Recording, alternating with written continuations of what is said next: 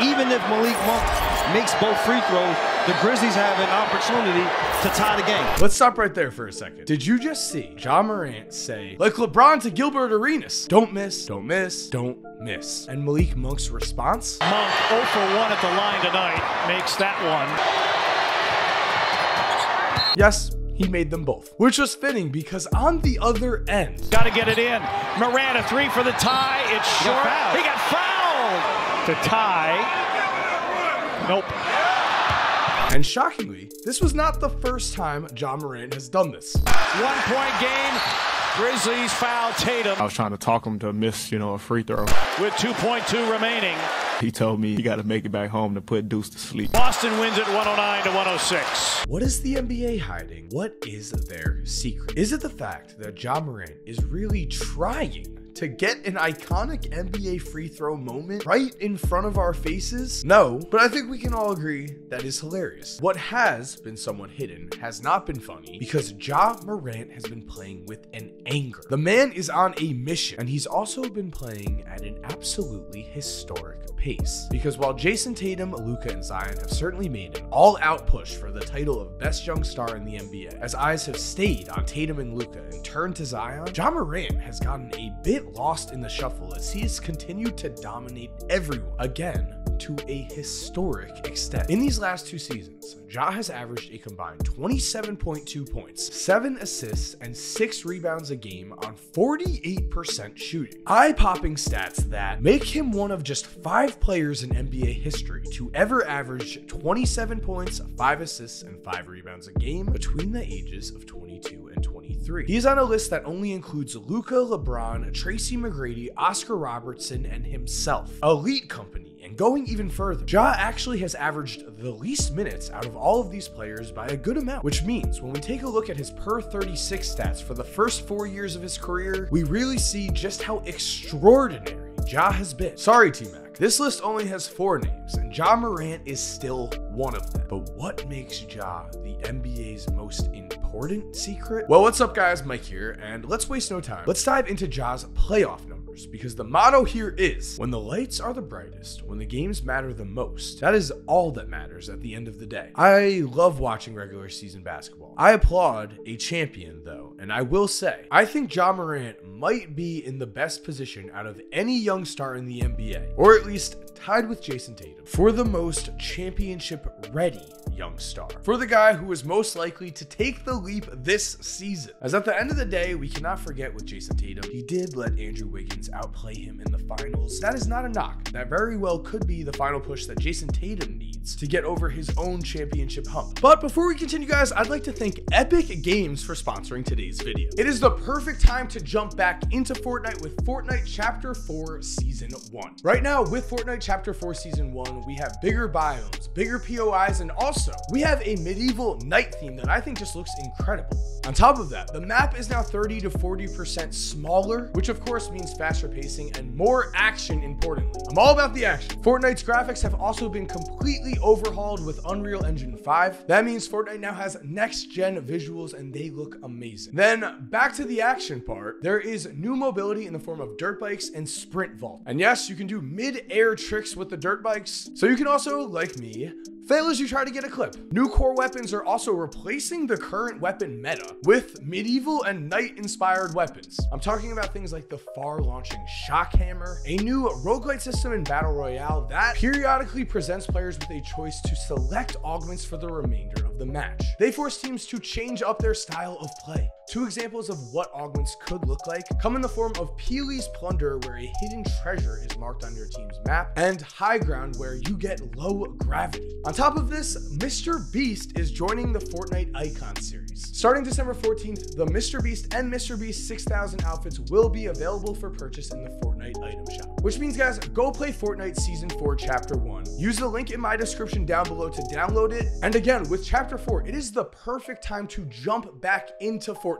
For now, guys, let's get back into the video. But Ja Morant, his playoff numbers speak for themselves. In the playoffs, for his career, Ja has averaged 28.2 points, 9.2 assists, and 6.9 rebounds per game on 46% shooting. Substantial numbers, and at this point, I will just say, Ja is clearly being slept on. We have just 5 names of players who have averaged at least 25 points, 5 rebounds, and 5 assists per game between the ages of 21 and 22 in the playoffs. Luka, LeBron, T-Mac, Jordan, and Ja Morant. I feel like when it comes to recognition, because of his early success, Ja's historically great level of play is starting to alarmingly go unnoticed. But in terms of chasing NBA history, in terms of becoming the best guy on any of the lists that we have seen in this video at this young of an age, Ja Morant can separate himself in a way that guys like Michael Jordan and LeBron James were unable to do. Ja is right there. He is currently, at the age of 23, putting up the stats as we have seen, but most importantly, he's also had some serious playoff failures. Real moments that eat at him, because it usually is very important for a young star to go through tremendous failures in order to finally come out on top. Even when there is a new young talented player on the rise, the experience of actually being in a playoff locker room where suddenly all of the eyes are on you. Every single time you win, the pressure raises. You have more media obligations, the mental pressure to go out and fulfill your lifelong dreams. All of that stuff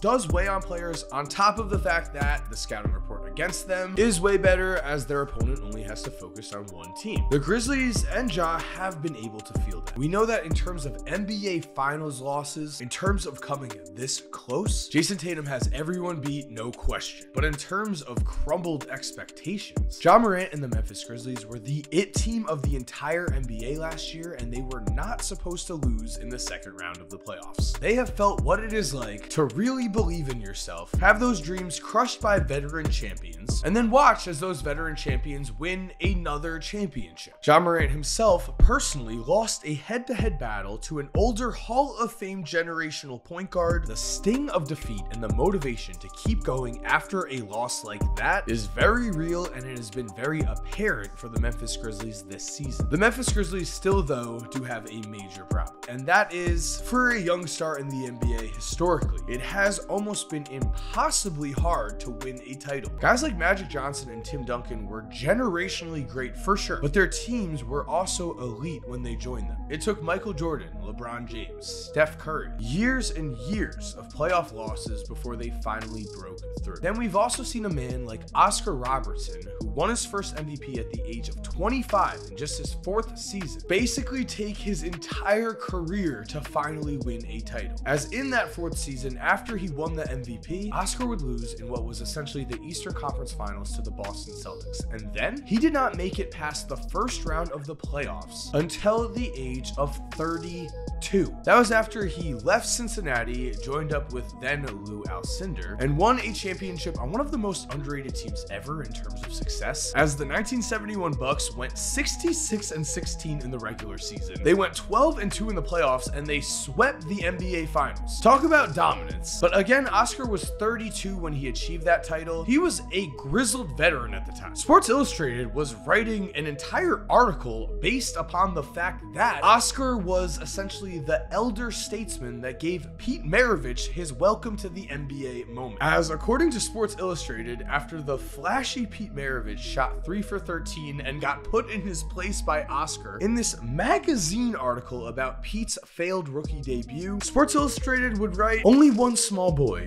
waited in the Saturday afternoon sunshine to collect the autograph of Pete Maravich, who an hour earlier had completed his professional debut as a basketball player." Then, unimpeded by the attention of any other fans, Maravich ambled slowly out to the arena parking lot in Atlanta, climbed into his dirty green Plymouth, and drove away. Sports Illustrated used to be brutal, but also, Pete Maravich was 23 in that rookie season when he got shut down. Ja Morant is 23 now. He will not turn 24 until the season is over, and he has a real chance to win a title with this Memphis squad. The Grizzlies have, of course, been amazing this season. They were amazing last season. What's important to me is that Memphis has learned from the playoffs, and they've made it a clear initiative to take more three-pointers this season. As last year, they ranked just 28th in three-point attempt rate according to Basketball Reference, but this year they're up 7 spots to 21st. A huge difference, as they also have the 2nd highest offensive rebound percentage in the entire NBA. So they are grabbing a lot of those misses at a very high rate, but most importantly, they are spacing the court for Ja Morant. Desmond Bane is one of the best shooters ever, and he has increased his three-point attempts from 6.9 last season to 8.5 this year. He's also making 45% of those shots, amazingly a better percentage than last season. Dylan Brooks is taking almost 2.5 more threes a game, and he is also shooting considerably better from three. And then we have guys like Jaren Jackson Jr., who is, in my opinion, an absolutely incredible player for Ja to pair with, because Jaren Jackson Jr. does knock down threes, he does play defense, but also in the playoffs, he is one of those players who on the court seems to try harder than anyone else. And overall, looking at these regular season stats, increased three-point shooting isn't the answer for every single team in the NBA. But if Ja Morant has more open space to work with, that is not only going to be dangerous for NBA teams, it is going to be a giant and real asset in the NBA playoffs. The Golden State Warriors have shown us time and time again what incredible court spacing can do against even the NBA's best defenses. It can make them at times look stupid. And speaking of the Warriors, I love that Ja has his own big three of young stars here. Obviously, Ja, Desmond Bane, and Jaren Jackson Jr. are not exact prototypes of Steph, Clay, and Dre. With that said, to have three young stars like this grow together is such a huge advantage for the Grizzlies. The Warriors have said that time and time again. They know how lucky they were when they did land three young stars, and then they went and built a culture around those players, and the rest of the NBA envies that culture. The Golden State Warriors were not a great franchise before the Splash Brothers. It is just that simple. And I think the Memphis Grizzlies are going to come out in this year's playoffs with an insane edge after getting taken down by those same Golden State Warriors and essentially becoming an afterthought after Luka went and danced on the Suns as well. Last year, again, during the regular season, all anyone could talk about was Ja Morant and the Memphis Grizzlies. But the Grizzlies were quickly reminded that if you lose early in the playoffs, people stop talking about you. And this season, the eyes have turned on Zion for now. They have always been on Luka and Tatum, but when it comes to the playoffs, winning is all that matters. And I would say that the Memphis Grizzlies are more primed than anyone to take the Western Conference Finals this season. That is my prediction. Let's see if it comes true. Thank you for watching, guys. I hope you enjoyed today's video. If you're new to the channel and you like this video, then I'm sure you're going to like what we have in store. So make sure to subscribe and turn on post notifications. If you're already subscribed,